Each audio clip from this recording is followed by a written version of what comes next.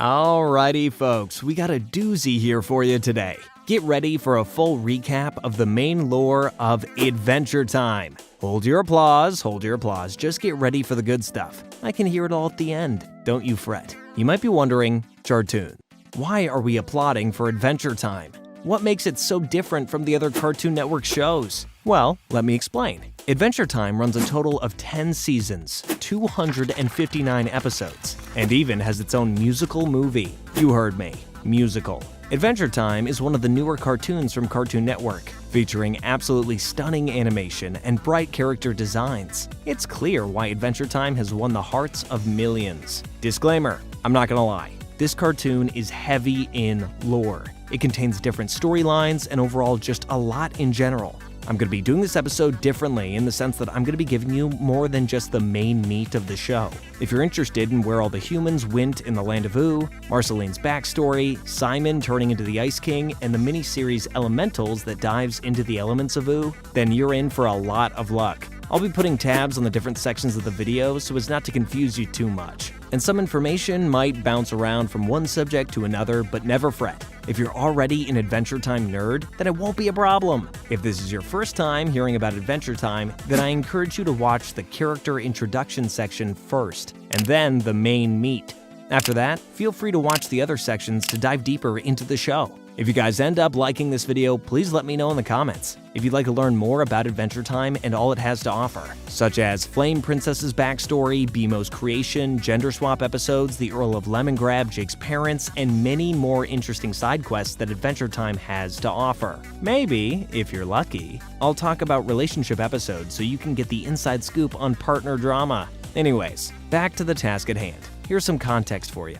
Adventure Time takes place in the Land of Ooo, a magical land where cool things can happen. Finn is our main character, a boyish boy who seems to be the only human around. We'll get to that later. Jake is his dog, who can talk and also shapeshift his body into anything he wants to. BMO is the cutest Game Boy around. We love BMO. He lives with Finn and Jake, and he's always so helpful whenever they're in danger within the house. BMO gets beat up a lot, but it's okay because he always pulls through. Princess Bubblegum is the princess of the Candy Kingdom. She's the person who resembles a human the most. Of course, she's made out of bubblegum. She's super sweet, literally, and Finn has a major crush on her. Marceline is a vampire girl, whose father, Hunson Abadir, is canonically basically Adventure Time's version of Satan. He rules the underworld and deals with the dead. He constantly wants Marceline to take over for him, as is her birthright, but she isn't evil like he is. She is, however, constantly getting into trouble,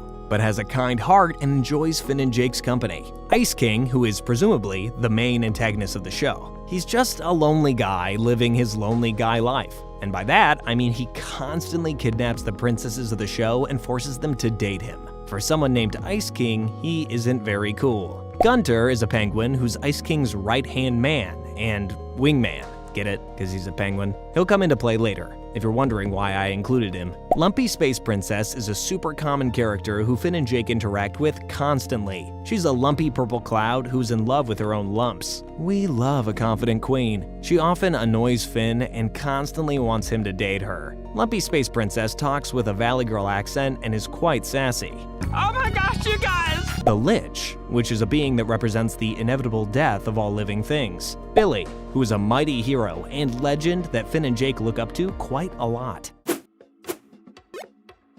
The first episode is all about a slumber party at the Candy Castle. Well, of sorts. The episode starts with Princess Bubblegum doing experiments with Finn in the graveyard, trying to bring candy people back to life. The experiment backfires, much like how every single zombie movie starts, and the candy people turn into zombies. In order to cover for her mistake, Princess Bubblegum has every single person from the Candy Kingdom join her in the main candy foyer for a big slumber party. Nice play. Surely they'll never find out. Princess Bubblegum seems very alarmed and tells Finn that if the candy people get too scared, they will literally explode. Because of the panic it would cause, Princess Bubblegum makes Finn royally promise not to tell anyone. Unfortunately for him, Jake doesn't like not being in on the in. Jake consistently pressures Finn into finding out about the information, but Finn distracts him with different games like Truth or Dare, or even 7 Minutes in Heaven, which he makes Jake play with Lady Rainicorn. While these games do distract Jake, Finn gets even more worried when he can start to hear the zombies banging on the door. He creates other games to distract the people, like a dance party, barricade the doors, and a piñata celebration. When the candy people hit the piñatas, zombies, they eat the candy inside of them. Gross. Once Jake and Lady Rainicorn come out of the closet, Jake demands that Finn tell him what's going on. Finn tells him, which also means he breaks his royal promise. This is apparently punishable by death. But since Princess Bubblegum loves Finn, she just makes him solve some math problems instead. I thought of a better one. Yes, 2 plus 2. When doing math problems, Princess Bubblegum realizes the last number to the equation she was trying to figure out in order to return the candy people back to normal, and she succeeds. Everyone is reunited with their respective family members and are happy. Okay, this episode starts off with Finn and Jake goofing off in the Ice Kingdom when all of a sudden they run into none other than Ice King. Ice King is annoyed by their antics and freezes them in ice blocks to take them up to his dungeon. Once there, they find that Ice King has like 7 princesses already locked up in there. The princesses say that Ice King kidnapped them all here to marry one of them, basically interviewing them to see who he would want to marry the most. I'm collecting them all first to be sure I make the right choice. He even reads them books, which are all extremely boring, and they hate that. Finn devises a plan to escape and tells the others to pretend like they're having a bunch of fun. Gets hurt. Only for Ice King to join them. But when he does, Finn kicks Ice King and he runs into the cell bars only to pass out. During his dream, he sees the Cosmic Owl, a very important spiritual being, telling him that he's a sociopath and that's why nobody likes him. Ice King wakes up to Gunter and other penguins tickling him. Well, maybe you should talk to someone with more life experience, like Jake. Whoa, Finn, what are you doing? This episode starts with Jake scaring Finn about a vampire story. Coincidentally, it also just so happens to be the night Marceline makes her appearance. After being so spooked by the story, Finn goes downstairs to talk to Jake about it, when all of a sudden, Marceline barges in. She claims that their treehouse is actually hers from a bunch of years ago, and that she's just been traveling and going on adventures since last time she'd been there. After storytelling, much to Finn and Jake's dismay, she kicks them out of the house and into a thunderstorm. This forces Finn and Jake to go house hunting. Home is anywhere where people care about you. And when they finally find an acceptable cave to live in, Marceline shows up yet again, claiming that the cave was also hers from a long time ago. Finn gets pissed and says she can't keep stealing their home, but Jake responds with, "Home is where the heart is." Finn then says it's okay, because Jake is his actual home, to which Marceline claims she can take him too. This absolutely enrages Finn, and he smacks Jake out of her hands. This causes Marceline to turn into a giant bat and start aiming to kill this time. She presumably actually does kill Jake by sucking out all of his blood, seeing that Finn punches her in the face to make her stop, which she claims actually hurt. That actually hurt, Finn. She's impressed by both of them, Finn for actually hurting her, and Jake for somehow surviving the encounter, and decides to let them have their old house back and calls it a gift. In this later episode, we meet Billy, who is Finn and Jake's #1 hero. The episode starts with Finn and Jake doing as they do and saving someone.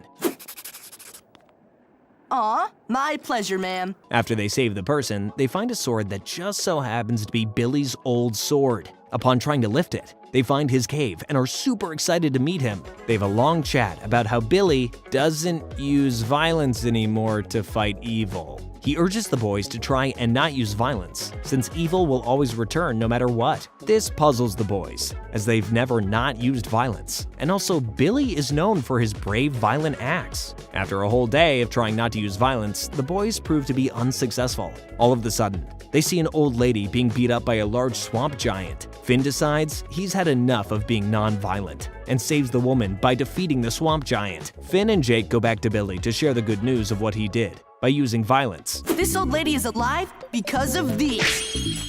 And all of a sudden, Billy's old spirit seems to return as he congratulates them. Marking the first episode that Ice King actually starts to remember Marceline, the episode starts off with him just wanting advice on how to write a good song. As per usual, the Ice King is trying to woo the princesses of Ooo. See what I did there? Anyway, he flies to Marceline's house to write a song with her, since he knows she's talented at music. Oh, boy! Bubblegum. I really need someone. During their riding, the Ice King asks Marceline for a hug, which she gives him, and he misinterprets this and tries to kiss her. This causes Marceline to fling him away and question if he actually doesn't remember who he is. Duh, you don't remember anything, do you, Simon? What, man? From then on, she calls him Simon, which is his actual real name. Marceline explains that before the Mushroom War, he was a human scientist named Simon. He took care of her and was like a father figure. Once he found the ice crown and put it on, it slowly took over his mind and caused him to become slightly insane and hold the powers of the crown itself, allowing the wearer to do ice magic and other jazz. She tries showing him photos and even shows him a note that he wrote to her before he went insane, but Ice King still doesn't remember. All of this happens in song form, by the way. What is going on in there? Ice King is silly.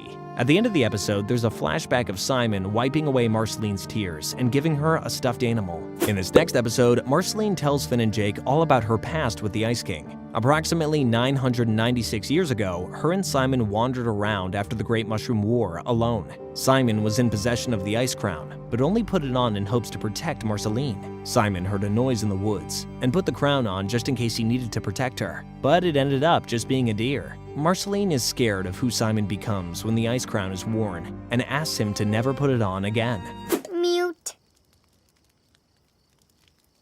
Simon notices that Marcy is getting a fever after seeing her coughing. He decides to take her back into town since he saw a soup store, but unfortunately, once there, no soup is found. Although they do run into a weird slime monster that Simon hits with his crown. Later, while still in the city, Just needs a little love. Wowzers! Simon and Marceline run into even more slime monsters, while Simon ends up having to put on the crown to protect Marceline from them, even after her begging him not to do it. He succeeds in protecting her, but the transformation is concerning, and he even calls her Gunter instead of Marceline, I love you, Simon.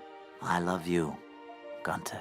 signaling the lore about how Gunter has a big part in the crown's powers and the Land of Ooo in general. The show comes back to real time, and it's shown that Finn and Jake have a newfound appreciation for the Ice King. Marceline, cover your ears!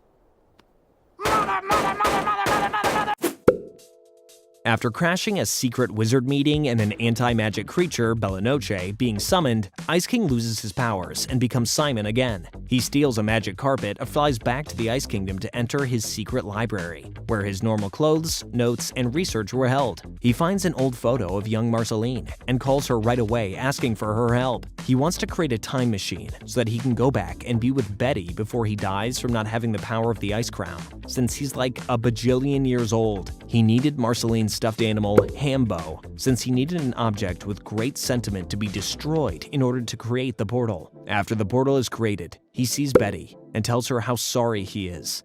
I opened this portal so we could say goodbye. You're dumping me? No! She jumps into the portal, showering him with kisses. She learns of his illness since he fell to the floor and decides to go defeat Bellanoche in order to save him and get the crown back. Simon doesn't really want to be the Ice King again, but Betty promises that she will find a way for him to survive without the crown once he's safe again. Betty ends up defeating Bellanoche, and all the wizards are granted their magic back. Ice King has no memory of what happened and continues kidnapping princesses. Betty is seen sadly watching as she flies away on the magic carpet. This episode begins with PB and Marceline flying to the Ice Kingdom to attend a dinner party with Ice King. Though PB is worried, Marceline assures her that all will be well. I upgraded my home karaoke system. While there, PB notices that something is wrong with his crown. Marceline doesn't agree until he wags out and starts smashing things with his head. PB knocks him out with an icicle and takes him back to her lab at the Candy Kingdom to further find out what's going on. Once at the lab, Marceline and PB enter a VR and are transported into the crown. Once there, they find a dinosaur version of Gunter Are you a dinosaur? I'm a Gunther. and are told that the abnormalities have been happening for a while, and that every time it happens, the landscape of the crown is changed. Gunter takes the two girls to the professor, who is the smartest person he knows. The professor ends up being Simon. Him and Marceline greet each other, and Simon explains that he's been trying to figure out what is going on for quite some time. They turn a corner and find Betty, or at least her floating head. messing with the crown and rearranging it. She's trying to make it so the crown still grants him immortality but doesn't mess with him mentally. PB is worried that she's going to cause irreversible damages, so they then try and catch her. They fail multiple times, and the only reason she ends up stopping is because Simon begs her to.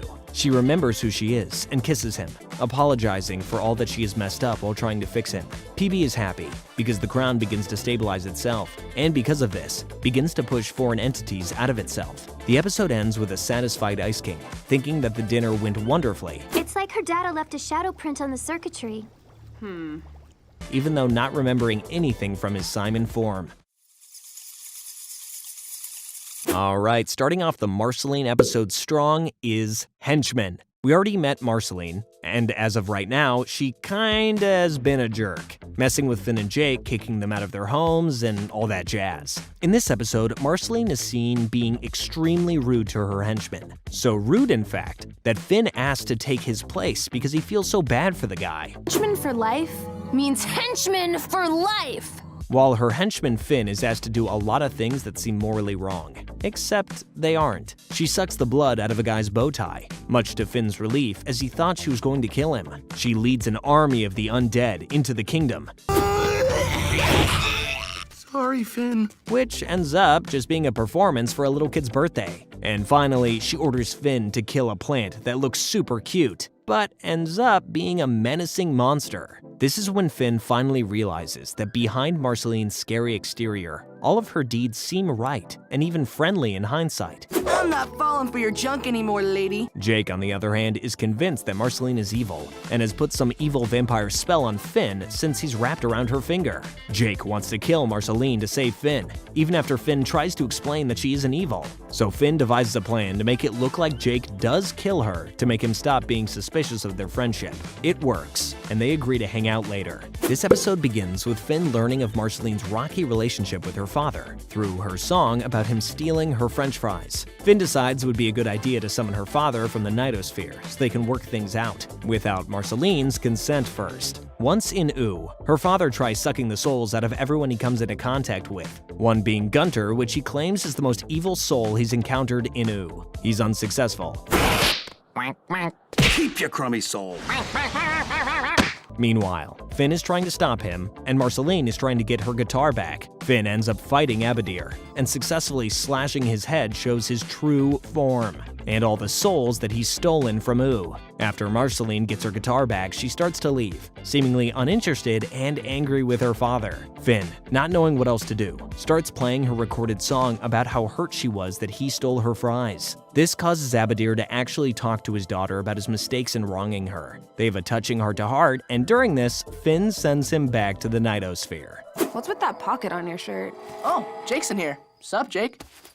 This episode is part of a two-part series. The episode begins with Finn and Jake being locked up inside the Nightosphere with no remembrance as to why. What's up with this? Sick. They go on a journey to find the Teller in order to ask Abadir if they can leave. While waiting in a line that seems like it lasts forever, spirits start dying left and right, That's us! Yay! No! as if they were there to try and ask Abadir any type of question. Finn and Jake follow the smoke that was killing them back to where it came from, and realize that they were suddenly inside Abadir's house. Abadir appears and tells them that nobody is allowed to leave the Nightosphere. They argue and end up finding a portal to jump back home. Abadir follows them into the portal, and they fight. Once slashed, it's revealed that the demon isn't Abadir, it's Marceline. Marceline warns them to never return. Part 2 starts off with Finn and Jake charging up their phone to find out what happened before they get locked in the jail cell. The videos on the phone show that they were actually invited to the Nightosphere by Marceline. Once there, her father asked her to take over for him and she refused. He gave her an amulet and claimed that it could grant any wish. She still said no, but tried on the amulet just for fun. This resulted in her turning into her demon form and becoming crazy, which is when she locked Finn and Jake in jail. The boys decide that they need to go save her. They dress up like demons to fit in, and once there, they find the real Abadir. They confront him about what's happened, and he thinks it's just wonderful that Marceline has been possessed and he's always wanted her to take over the family business. Frustrated, Finn slaps his sandwich out of his hand, but doesn't do anything else, probably in fear that he would get murdered. Hey, buddy, I get it. Step back! back! You will not cut the line! Finn and Jake make their way back to Marceline and are successful in taking off her amulet. But Jake is in need of saving as he's being absolutely nibbled on by demons. Finn puts the amulet on to save them all. And after he moves, all the demons he sends Marceline and Jake back to the real world. However, Finn begins to want them back as he's now possessed by evil.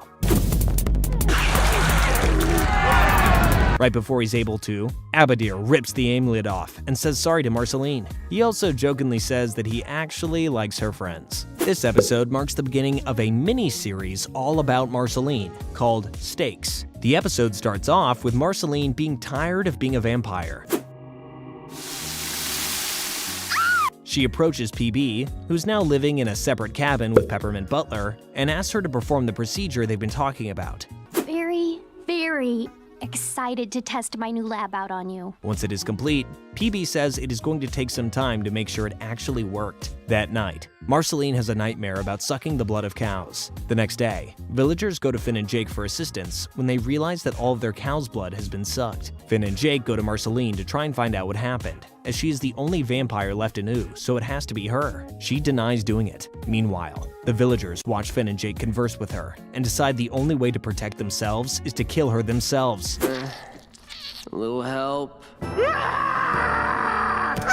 That night, they kidnap her and tie her to a stake in order for the sun to burn her alive. Finn complains to the leader and explains that they're going to kill one of his friends. Finn tries to save her, and she tells him to burn all of her diaries so nobody can read them. Right before the sun hits her, the episode ends. Continuing on with the last episode, this episode starts off with Marceline having flashbacks from her life right before she gets hit by the sun. Her first flashback is of her as a young girl sitting with her mother in a trailer home. Her mom is explaining how she met her father. Her second flashback is of Simon saying goodbye to her. He's claiming that he wants to leave before he accidentally hurts her, as he descends into madness at the expense of the Ice Crown. She doesn't want him to leave, but he doesn't have a choice. Her next flashback is in her vampire hunting era, which is how she originally became a vampire in the first place. Every time she murdered someone, she would suck their souls and gain their power. A later flashback reveals Marceline hunting for prey in the woods, just a little bunny. But when she catches it, she realizes that it's a little girl. She releases the girl and tries to calm her down,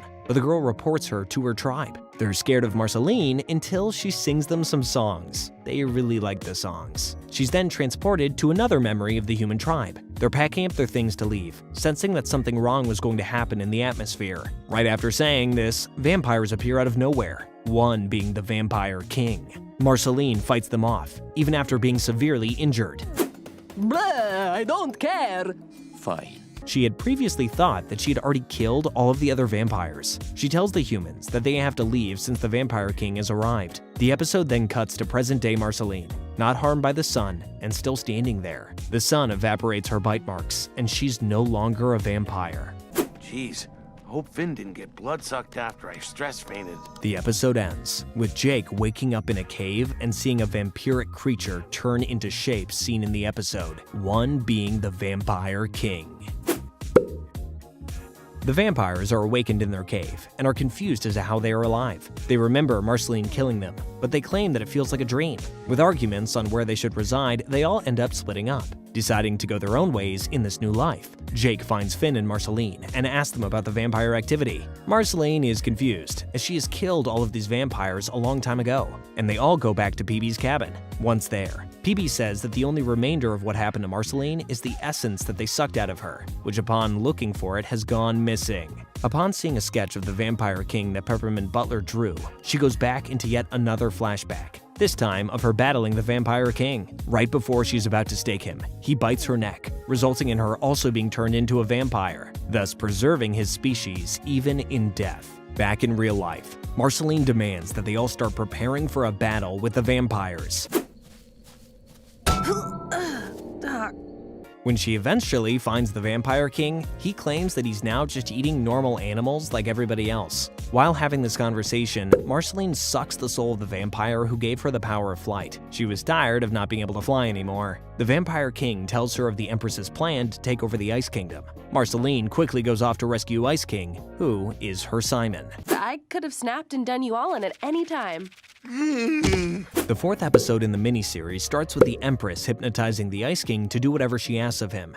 I'm Empress, my darling, my great eternal love. How can I serve you? She asks him to bring blood, and he brings her penguins. She says she wants human blood, and the Ice King explains that Finn is the only one left, so she orders him to get Finn for her. While away, Marceline almost defeats the Empress, but before she can, the Ice King emerges with Finn. Worried that the Empress bit Ice King, Marceline quickly becomes distracted with her plan to take her out and rushes over to him. The Empress orders the Ice King to capture them both, and in a panic, Marceline starts explaining why she started hunting vampires in the first place. She flashes back to when she was a teenager, how she protected a man that looked like Simon from being bitten by a vampire. Ice King begins to cry hearing the story, but shackles them anyways as the Empress asks. When ordered to kill Marceline, he refuses, and when he finds out that he was never actually hypnotized, he just likes serving women. Oh, come on, Ice King, that is so gross. Anyway, PB shows up and stuns the Empress, allowing an opening for Marceline to stake her. She sucks her soul and agrees to hunt down the others. Simon, it's over. It's gonna be okay, man. No, this way. The episode starts with Finn, Jake, Marceline, and PB following orbs left behind by Moon, who is the next vampire Marceline wants to slay. The show then cuts to the King of Ooo, going hunting in the woods. That is, until he's bombarded with the shape-shifting vampire, Hierophant. The vampire demands that the King of Ooo tell him where Marceline is, and after being scared to death, they draw a map for him. Hierophant shows up to the cabin and asks to be let in by Peppermint Butler. May I come in? Which it is then revealed that he can't actually enter unless invited in, much like old-fashioned vampires. Peppermint Butler obviously doesn't, but the vampire notices footprints leading away from the house, so he follows those instead. Peppermint Butler sends a text to PB to warn them about the upcoming danger. Hierophant catches up to them, and a long battle ensues. Goose? I'm a vampire! Until Jake sees the text from Peppermint Butler about him not being able to enter houses without permission. Jake then turns himself into a house and they all pile inside of him. The vampire then tries talking Marceline into an alliance to defeat the Vampire King as he does not like him either. She agrees, only under the condition that he wouldn't ever be able to drink blood again, just shades of blood, like she does. He says no and starts fighting with her yet again, when all of a sudden, Crunchy, the guy who the King of Ooo was pretending to hunt, runs into the vampire and forces him to enter the house. Because he's not allowed to do this, he bursts into a pile of bones on the floor. Slowly, Marceline seems to be growing ill from a cut in her arm, which greatly worries PB. While knocked out, Marceline has a touching dream of her bringing Simon and Betty flowers as they make a cute pie. PB is quite worried about Marceline and blames herself for all that has happened. While the boys are trying to cheer her up, she remembers the poison lab she has back at the castle and orders the boys to find the Moon, which is the vampire they were wanting to attack earlier, and meet her back at the castle, hoping to be able to use the Moon's healing powers. The only problem is PB sounded like she said stake her, not take her, so the boys try to kill her whenever they finally find her. Let's stick with PB's plan and try staking her a bunch of different ways. The boys make her chase them to the castle, where PB, Marceline, and Peppermint Butler are in the poison room. Finn barges in with Jake and the Moon. PB and Marceline hide in the safe while Jake and Finn try to fight the Moon but are unsuccessful, as she keeps making them pass out. PB resorts to lightly slapping Marceline's face, asking her to wake up. Meanwhile, Marceline has a dream that she's much older, living with PB and Peppermint Butler. Her dream becomes a nightmare, and she wakes up as Peppermint Butler puts a stake through the Moon. She sucks the Moon's soul and heals right away. This episode starts with PB, Finn, Marceline, and Jake eating sandwiches in the forest when the Vampire King appears. The gang immediately flings to attack, but the Vampire King insists that he doesn't want to fight them. After much hesitation, Marceline finally agrees to not fight him anymore, as he wants his vampirism taken away for good. Here we go. They are successful in taking out his vampire liquid, and he turns into a normal lion. PB orders Peppermint Butler to take the essence and bury it somewhere, as it is extremely dangerous. But before he's able to do it, he's accidentally knocked over by Jake in his sleep, and it explodes into the Land of Ooo. The last episode of the Stakes miniseries starts with Marceline refusing to fight the vampires alone. After the vampire essence escapes and turns into a big version of a lion, the others want to fight, but Marceline seems to be over it. She claims that fighting vampires has only led her to bad endings. Getting rid of her vampireness led to even more bad. And surely trying to fight another dark cloud of vampire will be bad too. Not even Finn and Jake are able to convince her to join the fight. While Marceline sits back and waits out the fight, Ice King shows up. She's excited to see him and only ever references him as Simon. See our Simon and Marcy section of the video to learn more about their past. She gives him a hug and is amused by him, saying that the reason he showed up was because he saw all of the fighting and felt left out. The Ice King tells Marceline that they are survivors, much like cockroaches or rats, since they're just hiding. This prompts Marceline to join the fight, since she doesn't want to be known as a cockroach or a rat. She joins the fight, sucks up all the vampire energy, rendering her a vampire once more. Her friends help her back to her original home, and she talks about how she doesn't mind being a vampire anymore, as she has become more mature and grown up. Also, super important side note, during the battle, the citizens of the Candy Kingdom overthrow the King of Ooo and get PB back as their ruler. This episode begins with Finn getting kinda weird after PB points out that he's the last human alive. Finn normally tries his best to not have thoughts like this and distracts himself by doing the tasks that she had asked him and Jake to complete for her. They start pulling up stumps, which was their task, and run into a sort of hatch that kinda looks like a stump but definitely isn't. They then run into a bunch of what seems to be humans, all wearing animal hats like Finn, but they don't really know English and they're also scared of basically everything around them. One of these humans, who names herself Susan, is more responsive than the others, so Finn and Jake take her outside so that she can see the sun. She's captivated by almost anything, and after seeing her enjoy a marshmallow, they decide to take her to the Candy Kingdom so that she can eat more sweets. Once there though, she tries eating the candy people, specifically Peppermint Butler. Finn instructs her to not eat the ones that talk, but she takes this as, you can eat them, just not Peppermint Butler. We won't eat Red Stripe Man. Only everyone else. This then turns into a massive problem, as she goes and tells the other humans that there are delicious candy people in the Candy Kingdom for them to eat. Finn and Jake warn PB of the oncoming danger, and she devises a plan to try and make the candy people scary. But this doesn't work, as they're just too cute to ever be scary. I mean, look at that face. Because the humans are not scared by the candy people, a battle unfolds with some of the Marshmallow Kids thinking that they can defeat the humans with fire, resulting in them catching on fire. My people! The humans take off their now on fire hats, only to reveal that they're actually mutated, with gills and fins. Finn wonders if Susan is also a mutant, as she didn't take off her hat. But before he can, she runs away with her fellow humans. We'll just be gooey for a while. In the beginning of Wake Up, it is shown that Jake is hanging out with Prismo, which must happen often as they seem pretty buddy-buddy with each other. Eventually, Jake makes it home to find Finn in deep thought, contemplating his dad and his newfound knowledge that he's being held in cosmic prison Citadel. Jake decides to ask Prismo for guidance, and they both teleport to him. He says that the only way to get Finn's dad is to commit a cosmic crime. He then tells them to bring him a sleeping man without waking him up. It proves to be difficult, but the two manage it to get it done. Once the sleeping man is safely in the time room, Prismo explains that the only reason he exists is because of the dreams of the sleeping old man. Waking him up would essentially kill Prismo until the old man goes to sleep again in about 1,000 years. Killing a time master is a cosmic crime. Poof! I'm a goner. Thus ends Mighty Prismo. So he's willing to die since he'll eventually come back anyway. Jake is extremely upset about this, since he's become really close with Prismo. Just as the boys were about to wake up the old man, the Lich wakes up from his coma that he's been in since the wish-granting episodes. See main meat to find out more about that. He wakes up the old man, killing Prismo. And to make sure Prismo never regenerates, he also kills the old man. Oh man, Prismo! No! The Lich starts to be taken to Citadel as he's the one who actually committed a cosmic crime, leaving Finn and Jake to hold on to him for dear life as he's dragged away to the Citadel. Escape from the Citadel begins right where we left off, with Finn and Jake heading towards the Citadel with the Lich. Once there, they look for Finn's dad, which he ends up finding in one of the crystal cells. Since the Lich is also there, and is an evil mastermind, I might add, he breaks everyone free using his evil goo.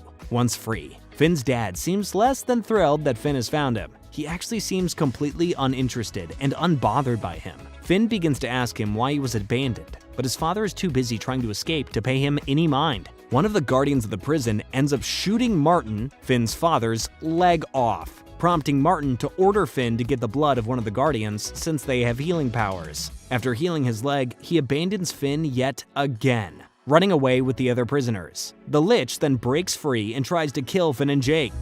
Fall.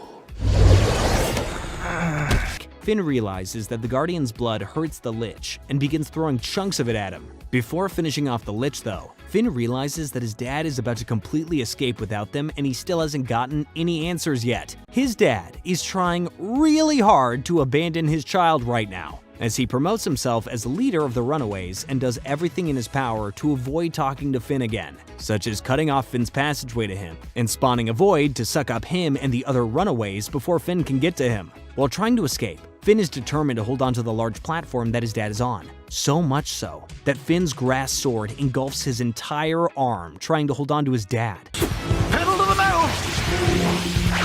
Finn is so stubborn that his entire arm flies off without him, while his father abandons him yet again.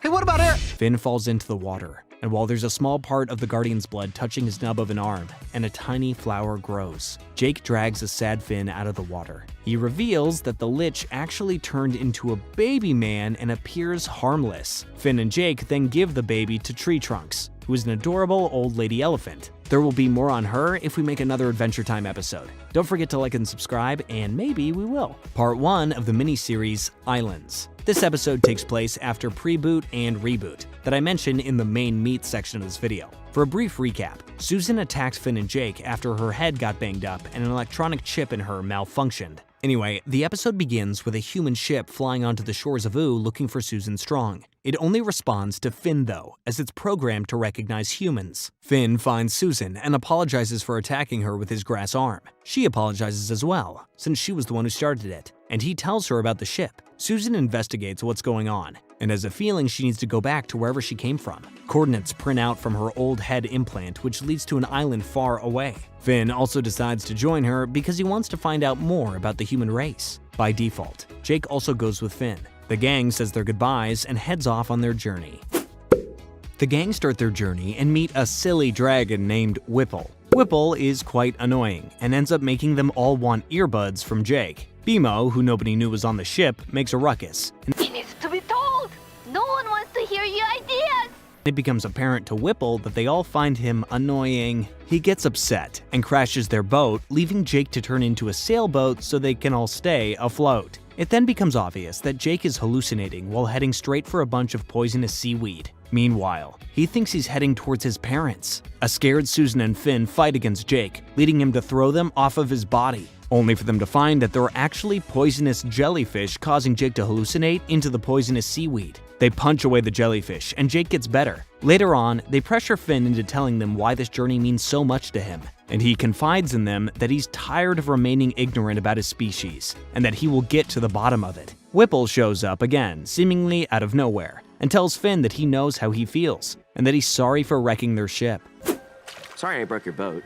Sorry we said you were annoying. He also warns them of great danger, and that the island they're searching for can be lethal. Right at the end of his speech, the gang is pulled down into the ocean by a Colossus of the Deep, which is basically a massive man robot. Finn awakens on an island all alone. After wandering the island for quite some time, he gets caught in a bear trap, which just so happens to be owned by an old lady. Look at you. You're thick as heck. You're thicker than a normal Susan. The old lady speaks, but she doesn't speak English, so there's a language barrier between her and Finn. She shows Finn a video that reveals that her name is Alva, and there used to be a lot of humans on the island, but is also showed the animals getting quite violent as well. Finn comes to the conclusion that Alva, him, and Susan must be the only humans left. Finn eventually finds Jake and draws photos of Susan and Bimo for Alva to ask if she's seen them. In response, she draws 2 more islands which Finn and Jake assume Susan and Bimo must have washed up on. The episode ends with a shot of Bimo actually being on the moon somehow? What? The episode begins with Finn and Jake flying with a giant parrot to one of the other islands. When they arrive, they're greeted by literally nobody. Egging me. On an island that seems to be entirely made out of electronic parts. There are also large balls all around, but the two don't seem to figure out what they are. They end up hearing BMO and find him wearing virtual reality glasses. When they try to talk to him, he doesn't respond. So the boys find glasses of their own to try and talk to him in the virtual world. Once there, they find BMO, who is seen as a muscular man who is quite popular with everybody. Once Finn and Jake are over the virtual reality, they ask BMO if he's ready to leave, and he says he wants to stay here forever, which prompts Jake to exit the virtual reality world so that he can rip off BMO's glasses. However, when he tries to touch the glasses, he's hit by an electric shock. Jake then sees tiny robots flying around, opening the balls they were seeing, which appear to be pods containing real humans with virtual reality glasses on. The little robots feed them and give them water so that they never have to leave their virtual world. Okay, Matrix. Jake shuts down the whole thing somehow in the real world, which makes BMO cry. It also makes all the other humans pissed off. The little robots end up fixing it, and everyone goes back to their respective pods. Finn, Jake, and BMO then use a pod to get to the next island. I can fit, I just need to... This next episode starts with Susan having a flashback from when she was little. She lived on the island she's currently on, and was taught by none other than Dr. Gross. See Preboot and Reboot in the main meat section. Dr. Gross then explains the history of humans. Long ago, after the Mushroom War, some humans survived and created their island that they currently reside on now. These humans were known as founders, as they founded the island. Some humans, however, didn't want to live there and escaped into the world. These humans are known as hiders. The humans that are trained to track down these humans to bring them back are known as seekers, which, it becomes apparent, was what Susan was trained to do. Oh, and they also built the robot Guardian, the Colossus of the Deep, to prevent humans from leaving. Kara! Yes, Dr. Gross? It is also revealed that through their electronic chip, they get strength boosts on their quest to become seekers, which explains why Susan is so large. Susan is also shown to have a best friend who isn't being trained for anything serious like seeking. She's training to be an educator. Her name is Frida, and she doesn't agree with seekers and what they do. The episode then cuts to Finn, Jake, and BMO finding Susan, but she can't see them as she's in a trance. The show then cuts to yet another flashback of Susan in action, catching hiders, one of which happens to be Martin. She actually crushes his legs when capturing him. Hey there, wink! And he's taken to Minerva, the doctor, for assistance. Minerva is Finn's mom, but we'll get to that soon. In another flashback, it's revealed that Frida did try to leave the island as she wanted Susan to go with her. Susan, wanting to help a friend and reluctant to turn her in, did help her take the boat that she had to make to the beach. Frida wanted Susan to come with her, but just as Susan was about to respond, Dr. Gross appeared, who assumed something weird was going on based on how Susan was acting. Dr. Gross then pulled out a remote control and forced Susan to capture Frida and destroy her boat. The show then flashes back to Finn asking Susan if she's okay, to which she responds, "My name is Kara," which is revealed through her flashback since that is what Frida was calling her. This episode begins with Susan trying to start up an old transport ship that would allow her to take them to Founders Island. It is then that she tells Finn that he might also be able to meet his mother. The show then flashes back to one of Minerva's memories. After Martin was taken to her doctor's office, they slowly fell in love. He takes her on dates, and she tells the Founders that he needs more medical attention just so they can spend more time together. They eventually have a child, Finn, and Martin is left to take care of him while Minerva is at work. Yeah, that's Mr. Bear. Pretty interesting guy, huh? One day, Martin's bad deeds catch up with him, and he's chased by an angry widow, who he swindled by exposing them to the Seekers. Martin has no choice but to jump on a raft with baby Finn, leaving the island. He ends up having to push Finn out to sea while he fights the colossal deep in order to get away. In real time, the gang is headed for Founders Island. I'll be back for you. Once on the island, the gang is greeted by dozens of humans, who are mostly interested in Jake, a talking dog. Can I rub your dog's tummy, mister? He's got a cute yellow tummy. It is only when Jake starts transforming that they grow weary of him and cower away in fear. Their fright causes the Minerva bots, who Finn had just tried to approach thinking that they were his real mother, to come up to Jake and tranquilize him. Finn also ends up getting captured by the Minervas, and they run tests on them, one being taking their blood. And Minervas find out that Finn is indeed their long-lost child and take him to the motherboard of Minerva. You're beautiful. My boy, baby Finn. It is there that they learn of a great plague that Dr. Gross accidentally caused that wiped out most of the humans. Minerva, wanting to continue to help the humans, turned herself into a motherboard hive mind in order to stay alive. She also tells Finn and Jake that she ordered Dr. Gross to send her strongest seeker, Kara, to find her lost child, but Kara never returned. Minerva is extremely happy to have found Finn and tells him that he is safe now and that he can live safely on the island. Finn explains that he has been safe and that he doesn't need to stay on the island, to which the Minerva bots hug him tighter and tells him that he will stay forever. Continuing on with Minerva's obsession, Finn is desperately trying to convince his mother that he doesn't need to stay on the island, even resorting to showing her his memories on how he's been doing thus far. She claims that Ooo sounds much too dangerous for him and insists that he stays. Meanwhile, Kara has found Frida and is trying to reignite her adventurous spirit, probably in hopes that she will leave the island with them. Finn, angry with his mother, gives a large speech to the humans about how fun life can be outside the island. Even Frida ends up regaining her spirit and gets excited about leaving. Hearing this commotion, however, Minerva shoots a warning that she will send them all to the virtual reality island if they continue on this path. Finn returns to Minerva, and after telling her about all the people he's helped in Ooo, convinces her to let them go, along with any humans that want to leave with him. She says that him being brought up in that place has made him a wonderful helper, and that essentially she's proud of him for turning out like herself. Ironically, almost all of the humans decline the offer to leave, as they're afraid of the sudden offer. Frida agrees though, and she and Susan decide to go off on their own adventure. I kind of like Susan better. Okay, Susan. The last scene is of Finn saying goodbye to his mother. They share a touching hug, and Finn cries as he says goodbye. Be careful when you're eating blueberries. Too many can hurt your tummy.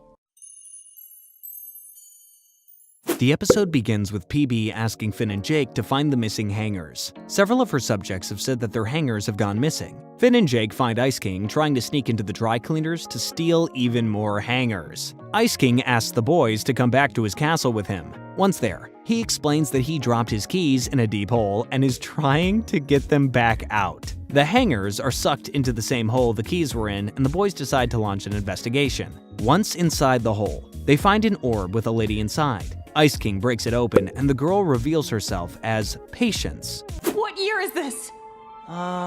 Nobody really keeps time like that. The ice elemental. She asks about the other elementals, slime, candy, and fire. The boys are suspicious of her, but Ice King unfortunately tells her immediately of the princesses. Patience requests that they be captured, to which the Ice King agrees. Naturally, the boys don't want this to happen, so she freezes them. After being captured, Patience explains to the princesses that there have always been embodiments of the four elements: ice, slime, candy, and fire. She says that she is the old embodiment of ice, and that she urged the old embodiments of the other elements to freeze themselves since there was about to be a catastrophic event killing most of the earth. The other girls refuse to freeze themselves, leaving her to be frozen since that time and being broken free just that day. We can unlock our true potential! She shows the other girls her powers, which they use to defeat her and escape. Patience then says that she's about to start some crazy biz, while being restrained by a bunch of slime. After learning of her elemental power previously in Elementals, PB is annoyed that the Slime Princess has such strong slime powers, while she can barely create one jelly bean. Bye, hater! That night, while in a dream, she meets one of the previous owners of the candy element and he unlocks her mind. She then has quite powerful jelly bean powers, strong enough to fight an entity that begins terrorizing the Candy Kingdom. She ends up defeating the being, but is upset with herself at hurting so many innocents with her powers in the process. Patience is then shown examining the other elements. This episode takes place right after the Islands miniseries that is mentioned in the Finn and Jake Find Their Parents part of the video. Finn and Jake just return home to find their tree fort has been turned into candy. Just then, a bunch of candy versions of them and their friends enter, and Finn is weirded out by this.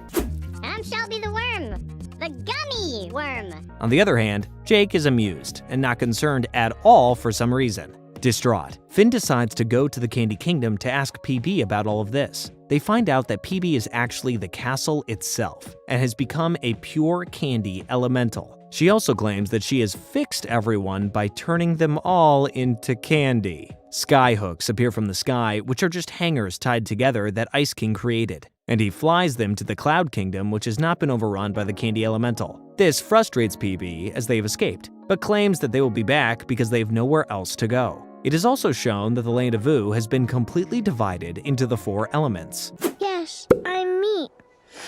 But everything else is weird. Ice King then tells the boys how everything started. Patience was working on a way to restore the elements to their pure forms. All of a sudden, Betty showed up Maddening, and I'm rapping, and took Ice King on a date. To her dismay, he didn't remember her at all. Yeah, who's this Simon guy you keep yakking about? Shall I be jealous? She then goes back to the ice castle and makes Ice King floating birds while they make up from their previous fight. That's when Patience notices her magical abilities and freezes her. Patience then forms a type of ritual with the 4 elementals. Ice King, Finn, and Jake find a way into the Ice Kingdom after floating down. They eventually run into Patience, who explains that she's trying to return the Land of Ooo back to the elemental domain like how it used to be. She's using Betty's power as a sort of battery to further her spell. The only issue that she runs into is that the spell took over the princesses and turned them into monsters, rather than powerful beings like her. Ice King then finds Betty frozen and escapes with her. Ah! Weird lady. Finn and Jake following quickly afterwards. Once Betty is melted, she explains that with the Enchiridion, she would be able to counter the spell, which Finn and Jake have the Enchiridion from the farm world Finn. See main meat to go deeper into that. Betty urges Finn and Jake to take a nap and relax for a minute, but during their nap, the cloud they were sleeping on drifts far away. Once awake, Finn starts freaking out and reveals to Jake that he feels responsible for Ooo and all that has happened. Jake also confides in Finn about how he feels responsible for Finn's emotions and distracting him from bad thoughts. The two bond and appear happy. Finn and Jake then find a creature that Jake names Cloudy. Hey, Cloudy, what do you want to eat a smelly old dog for? Thanks. They ride Cloudy back to the Ice King and Betty, where Betty explains that she has found where to get the crystals for the Enchiridion. The episode begins with Finn and Jake entering the Slime Kingdom in hopes to retrieve her crystal. Once there, they find that the Slime Kingdom has become basically a massive roller skating rink. There's even a race, and if you win, you get the honor to go inside of a massive version of what Slime Princess once was. Gonna get that jewel! Noticing that the crystal they are needing is inside the body of Slime Princess, Finn decides to enter the race with Jake and LSP. They lose, but are still absorbed into the Slime Princess as their punishment ended up being shameful absorption. Finn was able to get to the crown, but Jake ended up literally becoming slime like everybody else. Finn too was about to become slime until LSP revealed that she wasn't actually made of slime, which caused the Slime Princess to evict them from her. Finn vows to get Jake back, and the two of them go back to the Cloud Kingdom. This episode begins with the gang now going after the Flame Crystal. Finn is still upset about Jake disappearing, but LSP smacks Finn's pictures out of his hand in order to make him focus on the task at hand. Finn, LSP, and Gunter enter the Flame Kingdom and are attacked by a fiery version of Lady Rainicorn. Everyone in the Fire Kingdom seems to be much angrier, which seems to be a parallel as everyone in the Ice Kingdom was gloomy, and everyone was happy in the Candy Kingdom. Trying not to upset himself, which causes him to erupt into flames, Finn has Gunter and LSP fight her instead. I can't. She's like family. And eventually are greeted by Cinnamon Bun, who refuses to take them to the princess. Eventually, the three make it into the remains of the Flame Kingdom. They find a dragon that has the flame crystal in its teeth. Thinking that the dragon must have eaten Flame Princess, Finn attacks, only to find out that the dragon itself is Flame Princess. During the fighting, Finn gets really upset, leading him to become Flame Finn and getting violent as well. LSP ends up getting really upset and mentions how the people in the Candy Kingdom don't act like this. This then causes the Flame Princess to announce an attack on the Candy people. All of the Fire people approach the Candy Kingdom in violence, even Fire Finn. Is this the end? Finn almost stabs PB as well, until LSP grabs a chunk of her gum and rubs it into Finn's face in order for him to remember himself and all the good times he had with her. LSP tells Finn that he can't stab someone he loves. Finn ends up remembering and returning to normal, grabbing PB's gem in the process. As the battle goes on, PB ends up turning all the Flame people into candy, even Flame Princess. As this happens, Finn takes her gem as well. Betty and Ice King show up on their magic flying carpet and ask for the gems. Finn hands them over, but instead of rescuing them from the candy people, Betty laughs menacingly and flies away. That's sweet.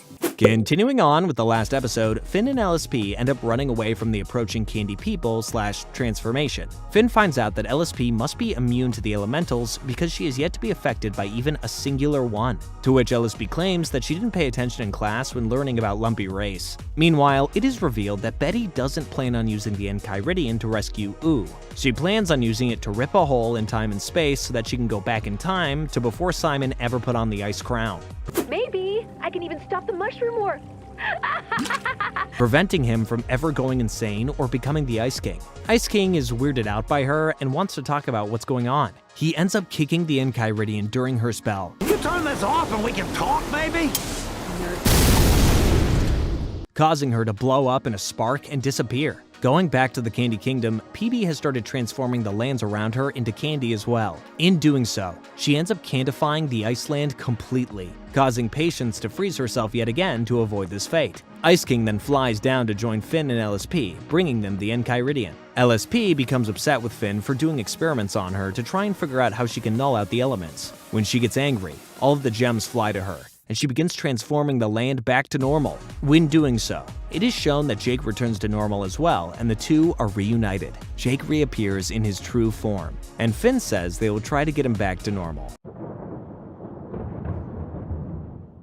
This episode introduces the Enchiridion, which is a very important book that will be used later in the plot. The information on where the book resides is gifted to Finn after he rescues Princess Bubblegum from a silly event. It's supposed to only be given to someone who is a true hero of righteous power. Finn and Jake set out on a journey to retrieve the book, and are given many challenges along the way. During Finn's last trial, he's told to squash an ant, refusing since the ant is not evil. It's just a neutral being. He wins the ability to find the Enchiridion. Finn is then given the book over a cute picnic with the book's caretakers. Jake, this party is so crazy! This episode begins with Finn, Jake, and Princess Bubblegum all meditating together. While meditating, Princess Bubblegum has an alarming vision of a dark figure. She panics and tells Finn and Jake to come with her while she checks on something, also giving them protective gems to guard them against the evil figure she ends up taking them to, the Lich. The gems are said to be able to protect against possession or evil spirits that the Lich might inflict on them. Princess Bubblegum explains that the Lich is a very powerful creature that tried destroying all of Ooo. The only reason he's captured is because Billy defeated him and placed him in the amber that he now resides. Then, all of a sudden, a snail comes out of Finn's backpack, and not being protected by a gem is possessed, and makes a crack in the amber containing the Lich. He escapes, and Finn is given Billy's old gauntlet, the same one that he defeated the Lich with the first time. Me too. While Finn is chasing down the Lich, Ice King constantly pesters him, trying to get his approval to marry Princess Bubblegum. Look, I wrote her name all over my arms and legs. Yeah. This distracts Finn and causes the Lich to release hundreds of evil souls. They all chase the Lich, and Finn starts to fight him. The Lich, now having some of his power back from the souls, is able to destroy the gauntlet and knock Jake out. In the process, Finn's gem also breaks, causing the Lich to possess Finn's body. While possessed, the Lich asks Finn if he's cold, and Finn responds with, "I have a sweater on!" Resisting the Lich and not actually jumping into his well of power that he wanted him to, the Lich becomes enraged and tries killing Finn with fire. But the sweater protects him. The sweater ended up having protective power since Princess Bubblegum gave it to him and she loves him. Finn battles it out with the Lich after the Lich embarrassingly loses against a pink sweater. Finn then uses the sweater to behead the Lich and presumably save them all. Ice King then accidentally drops Princess Bubblegum into the Well of Power, much to everyone's horror.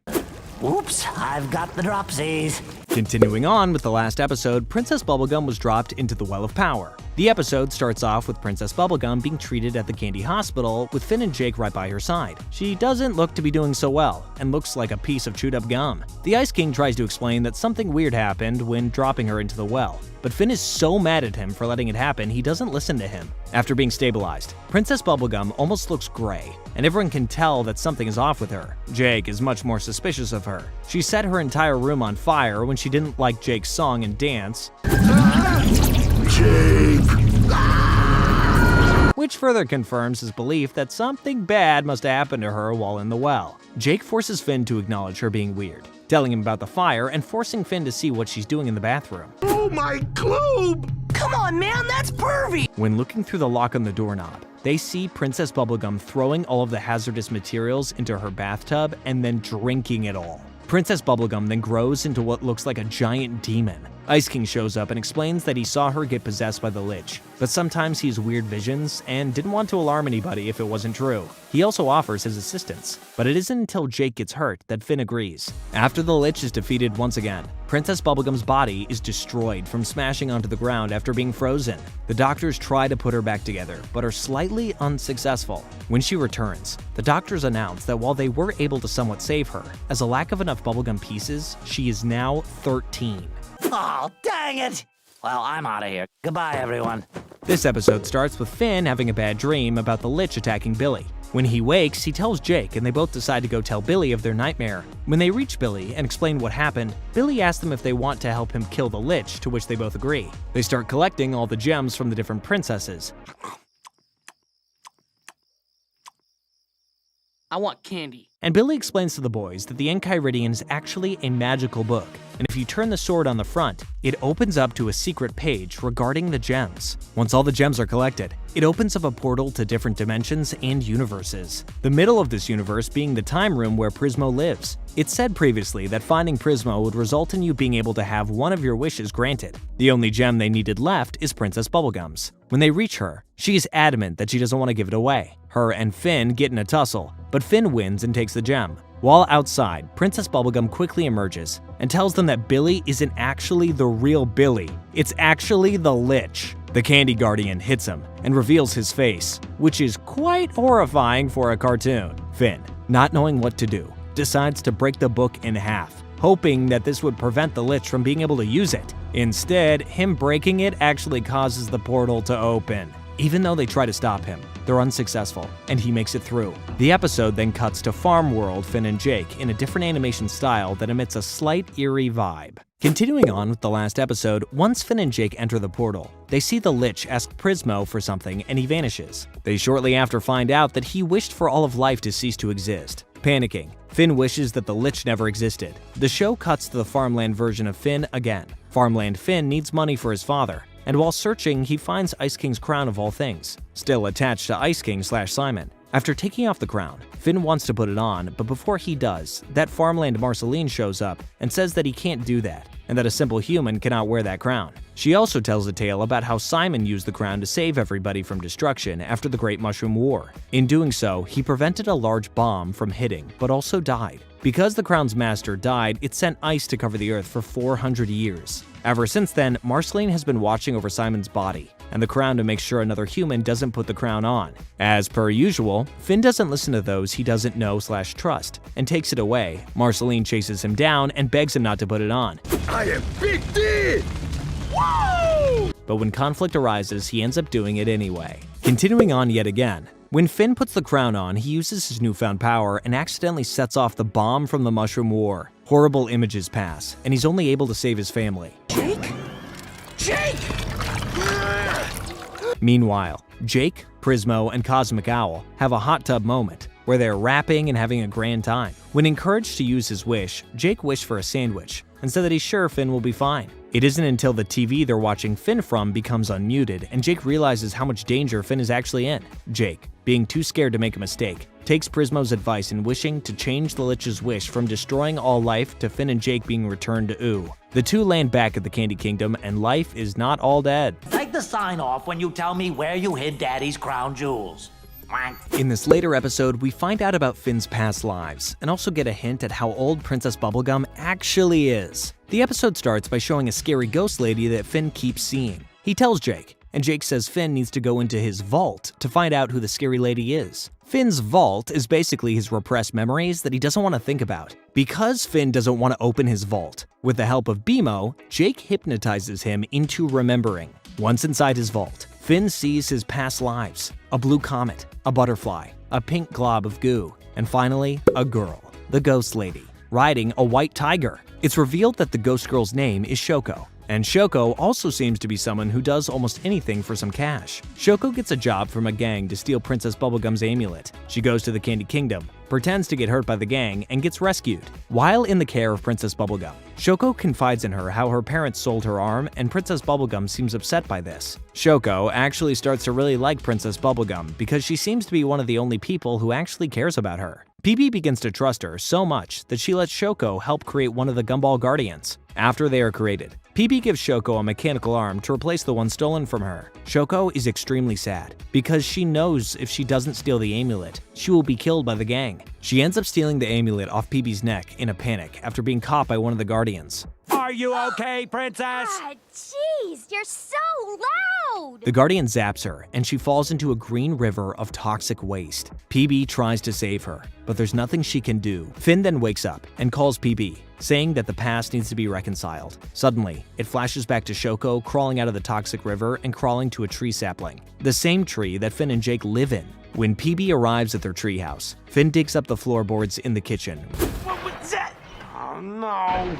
Doc, dang it, Finn! revealing Shoko laying there, handing him the amulet. He gives it to PB and says that he is Shoko. He also confronts PB about the fact that she's actually a bajillion years old, not 19, to which she just nervously laughs. This episode begins with Finn buying a grass sword from a sketchy man after his sword starts to not work anymore. He's told multiple times that the sword is cursed, as it cuts too perfectly. It also ends up literally fusing to his arm. Finn only starts to believe these allegations though when he has a weird dream about the sword completely taking over his body and causing him to deteriorate in the wind. Finn goes back to where he found the sword and is told that he will suffer an eternal curse,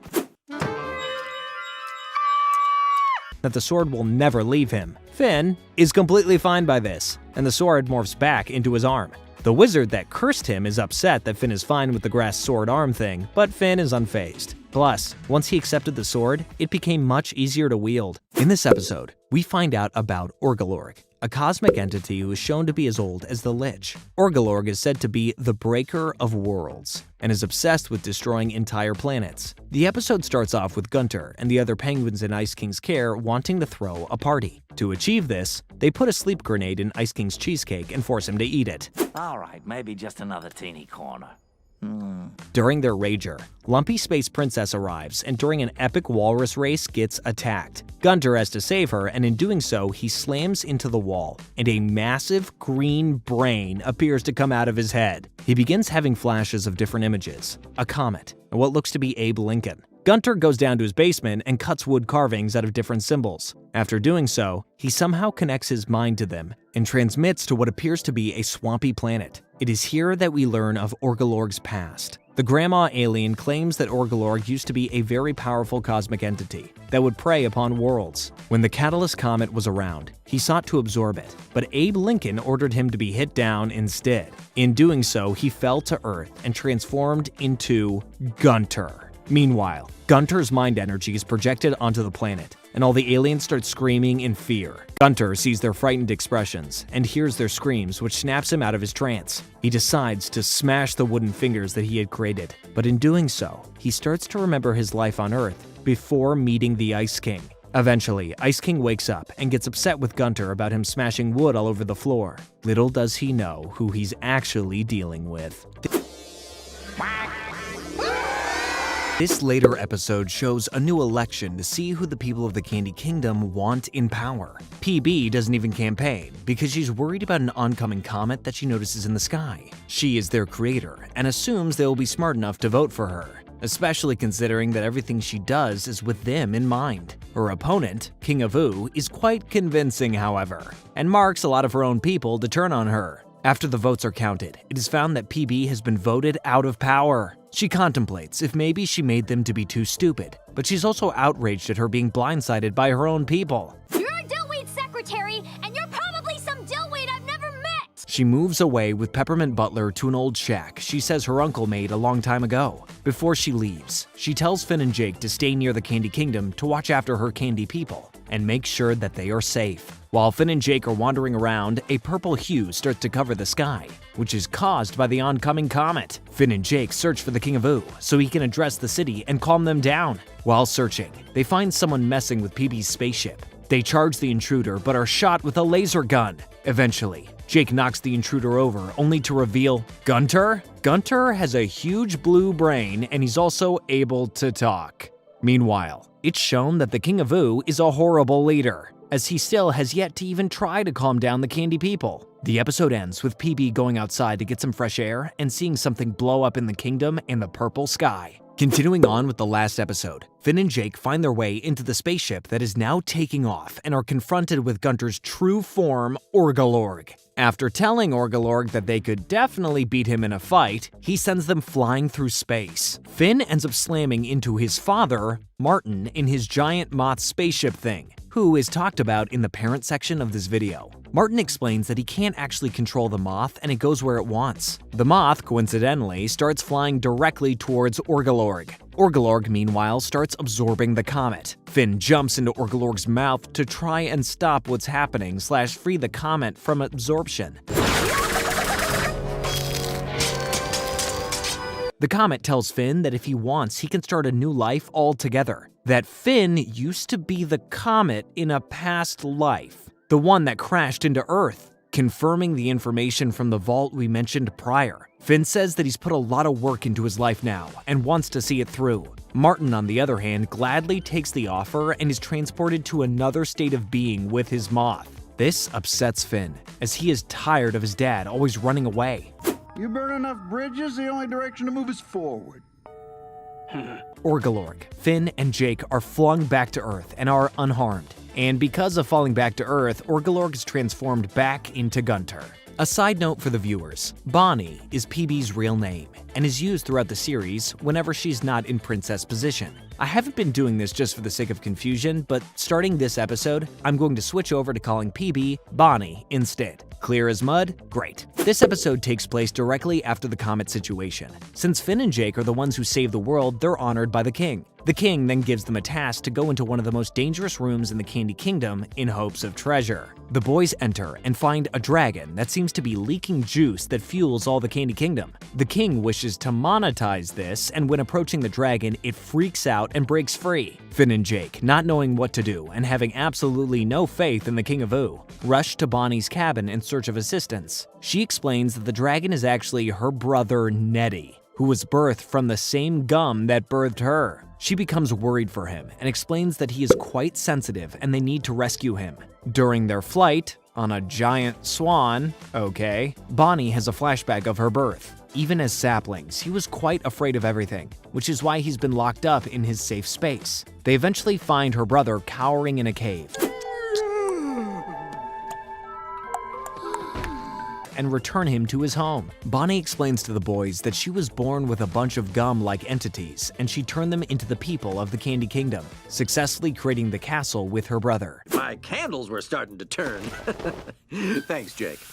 In this episode, Marceline finds out about Bonnie's exile from the Candy Kingdom. It starts with Marceline flying to the Candy Kingdom in hopes that Bonnie will go to the gas station with her so that she can suck the red out of the slushies, only for her to find out that the person she's been talking to was the King of Ooo dressed up in Bonnie's nightgown. Tell Bubblegum I wear her nightgown!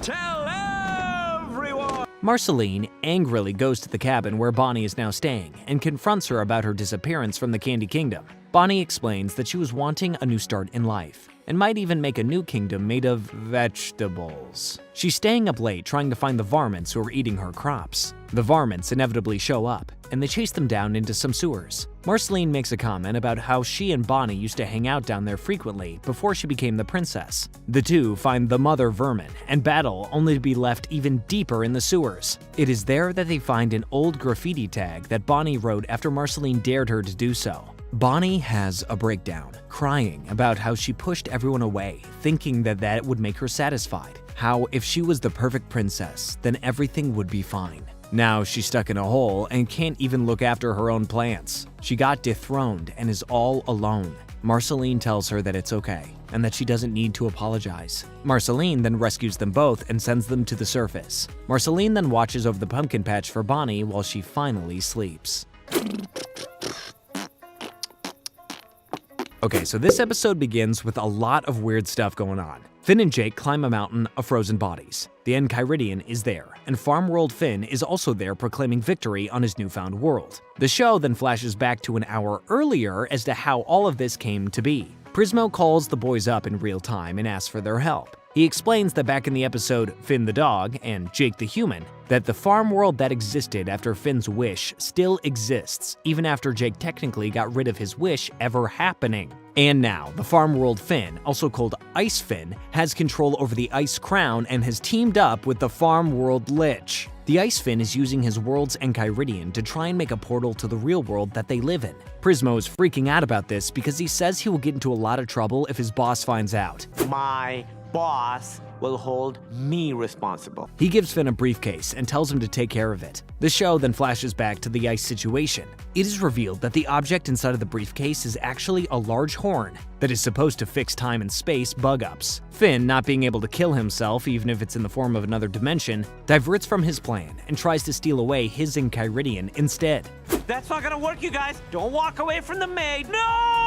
Ice Finn then attempts to freeze the real Finn, but it is mostly unsuccessful due to Jake distracting him. Billy from the farm world warns him that something evil is coming. The Lich arrives. It is then found that Ice Finn is actually teamed up with the Lich and that everything was his idea. Ice Finn then freezes Finn and the Lich makes Jake fall asleep. After the portal is created, the Lich tells Ice Finn that he just used him to get closer to his end goal and that he will die. Angry at this, he takes away his Ice Crown gem and deactivates the portal. Meanwhile, Finn's grass arm awakens and saves Jake from death, and is also fighting for him. Finn then convinces Ice Finn to help him, and they both use the maid to get rid of the Lich. Prismo is happy, and Finn is glad he didn't have to kill his alternate self. Finn asks Prismo to help Ice Finn out, so Prismo makes it so that he never got the Ice Crown in the first place, and he ends up going back to normal. Wow, folks, that was a lot. Does anybody else need a breather? Whew. Okay, let's keep going. Reboot begins with Susan Strong, which will be more talked about in the Finn and Jake's parent segment of this video. Finn and Jake exploring Buttopia, a place deep underground that resembles the modern world and seems to be a sort of abandoned mall. All of a sudden, there appears to be an earthquake, so they all run out, only to reveal a giant robotic worm containing none other than Tiffany, a boy Jake used to be in a gang with whom they presume to be dead, after previously being eaten by the worm. Tiffany explains that he was actually saved and given a robotic arm by someone named Dr. Gross. They meet Dr. Gross and are given a tour of the ship, which contains a lot of creatures with mechanical body parts. One of the animals tries to warn Jake that something weird is going on, but before Jake can figure that out, Dr. Gross quickly moves them along to the examiner room. She gives them all lollipops and explains that she genetically engineered humans to have upgrades. It is also revealed that she herself is a human, revealing that more humans still exist. The boys quickly realize that the lollipops cause them all to be paralyzed. I can't move my limb/torso! Dr. Gross, help! Dr. Gross starts prepping Susan for surgery, but claims she already has been implanted with something. After saying this, Susan kicks her across the room, revealing that she didn't actually eat the lollipop. Susan takes the boys and runs, only to be chased by Dr. Gross and her cyber-engineered animals. They eventually get caught in a net, and Tiffany has a crisis as he asks Dr. Gross not to harm them, but she ignores him. Tiffany ends up distracting Dr. Gross, while Susan and the boys are able to escape. They free the animals, but alarmingly, one of them just so happens to be a giant eel and starts heading straight for the Candy Kingdom. Tiffany will be okay, man. Reboot begins with the three of them fighting the giant eel. Susan ends up getting electrocuted, which triggers her implant that Dr. Gross was talking about. She reveals that she is a strong seeker and that her target is Finn. She grabs him and flings Jake away, only for Bonnie to show up wondering what the ruckus was about. She orders her banana guards to go retrieve Finn as Susan is now running away with him. They teleport Finn back to the Candy Kingdom, but Susan finds this out immediately afterwards and begins to chase him yet again. Once there, Susan is hit by a laser in an attempt to stop her, but this only makes her bigger. She grabs Finn once again and takes him all the way to the beach. Is there something you want to talk about?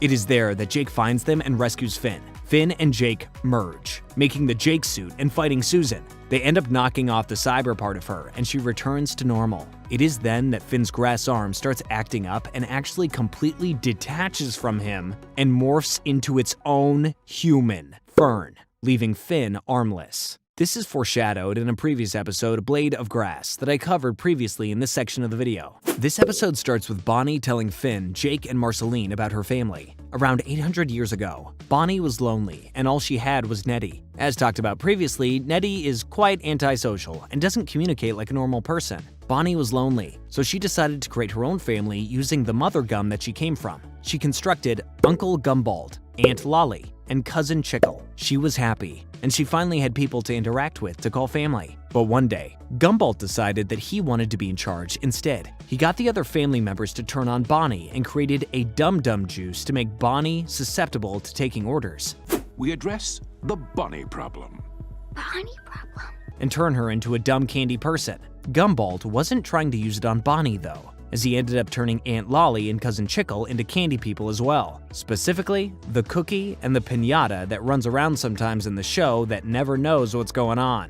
Bonnie overhears their meeting about turning her into a candy person, and she confronts Gumbald. He then tells her that he's going to fix her as well and her dumb brother Nettie. Bonnie gets defensive and gets out her trusty pea shooter to protect Nettie and herself against Gumbald. She shoots it at his dum-dum juice and it gets all over him, turning him into the stupid bowl of punch character that is seen in previous episodes. The episode then goes back to current times. Bonnie notices that BMO's gauntlet has Gumbald's symbol on it. She starts flipping out and asking BMO where they got it from, and BMO responds with, "Him. I got it from the person on the gauntlet." The episode then ends. It is revealed that Gumbald has created his own kingdom, Gumbaldia, with him, Lolly, and Chickle being normal again. PB instantly declares war and preps the Candy Kingdom as such. Finn and Jake, not wanting conflict, travel to Gumbaldia to try and call it off. After rescuing Gumbald from a fall while he was showing around their island, he presumably decides to call off the war. In celebration, they dump juice from a celebration bucket all over Finn and Jake and tell them to go home and give PB a big hug from them and call off the war. Once Finn and Jake get back to the Candy Kingdom to alert PB of this, she instantly knows that they've been hit with the juice and wipe them off.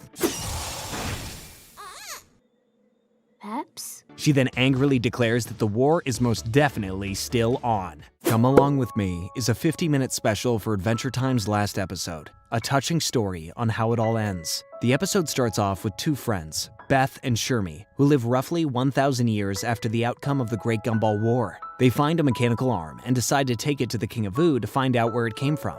It is then revealed that their King of Ooo is none other than BMO. After seeing the arm, BMO tells them a story about the end of Ooo. Back in real time, PB has declared war on Gumbaldia and plans on going through with it, even though Finn and Marceline strongly advise her against it. Finn is scared of losing his home, and Marceline doesn't want to relive a war as she lives on hundreds of years ago, and has had trauma ever since. They are unsuccessful in their wishes, and PB still plans to go through with the war. That is, until Finn uses a magic potion that makes them all, Finn, Jake, PB, Gumbald, and Fern, go into a dream type of world. Finn's ultimate plan was to have them hash it out in a place where they couldn't actually hurt each other. PB is upset at first with him. PB and Gumbald don't want to come to a stalemate, and argue basically the entire time they're in the dream world. Don't run away from happiness. I'm gonna fix you. No.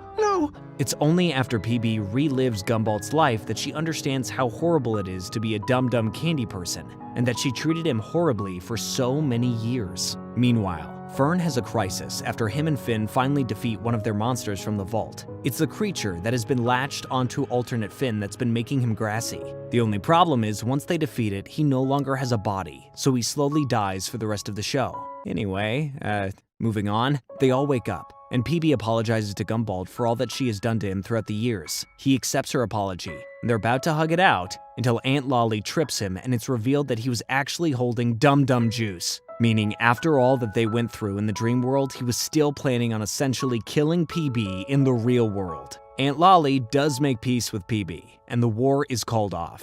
Everyone assumes that all is well, until a massive red baby man alien comes through a portal and into Ooo. Okay, I'm not an expert, but this seems bad. You ain't kidding, Shrubs. The episode then shows a flashback of Simon and Betty talking about Golb, the manifestation of all chaos throughout the universe. Golb causes chaos everywhere, considering that's what he's made of. He creates monsters, and overall a lot of unease throughout the Candy People. PB orders her banana guards to fall back, and everyone starts running around like crazy. Also, side note, when Golb showed up, so did Normal Man. and all he said was, "We dogged up for real." It is then revealed through Normal Man that Betty was trying to summon the powers of Golb in order to revert Ice King back into Simon. Oh, it's Weird Lady. Hey, lady. While trying to convince her to stop being weird, Ice King, Finn, and her fall into the mouth of Golb, and he begins digesting them. While digesting, they get reverted back to their most original forms, and Simon returns with normal Betty. They're happy. Meanwhile, Finn is freaking the flip out because he's stuck in Golb's stomach and it's slowly going to crush them all. The gang that's outside of the stomach realize that the thing that harms Golb the most is harmonization. That is discovered after BMO is singing to Jake and his words seem to harm the monsters that Golb created. They all decide to harmonize, and they sing for just long enough for Finn and Simon to escape. Betty decides to stay behind, as she wants to use the ice crown. But I can't. I'm sorry for messing everything up. Now reverted back to its original wish form when it could grant wishes. She wishes for Golb to disappear away from Ooo. When nothing happens, she assumes that that was too powerful of a wish for the crown. She then wishes that Simon is safe instead. Then, all of a sudden, outside of Golb, we can see it transforming into a completely new form altogether.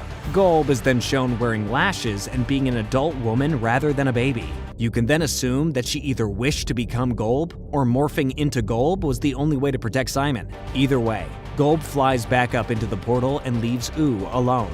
Before Golb completely disappears into the portal, it is shown that the ice crown got left behind. Gunter picks it up, and while Jake thinks he's going to wish to become Orgalorg again, he actually just wishes to become Ice King, which nobody really has a problem with, especially since they have Simon back. The show then cuts to the future, and the boys are quite confused as BMO kept referencing the story as the end of Ooo.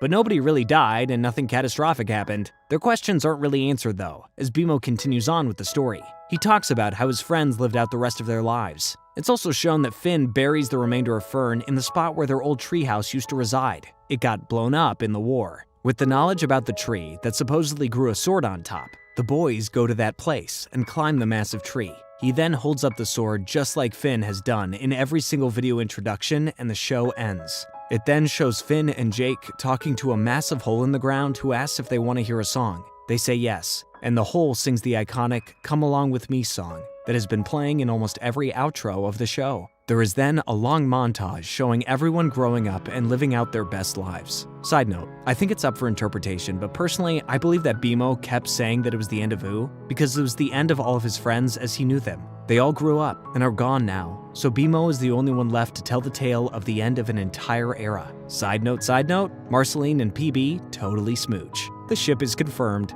The ship is confirmed! During the battle, Marceline freaks out and thinks PB died, which causes her to go full demon mode and rescue her. She then confesses how much she cares about PB, and they hug and kiss. Anyway, folks, that was a wild journey we just went on together. This was by far the most fun that I've had making a video, and I hope you all had fun coming along in this adventure with me. Thank you for listening. It really does mean a lot to me. Please like this video and subscribe if you want to hear more Adventure Time lore in the future. There is an infinite world inside this show, and we've just scratched the surface of all it has to offer.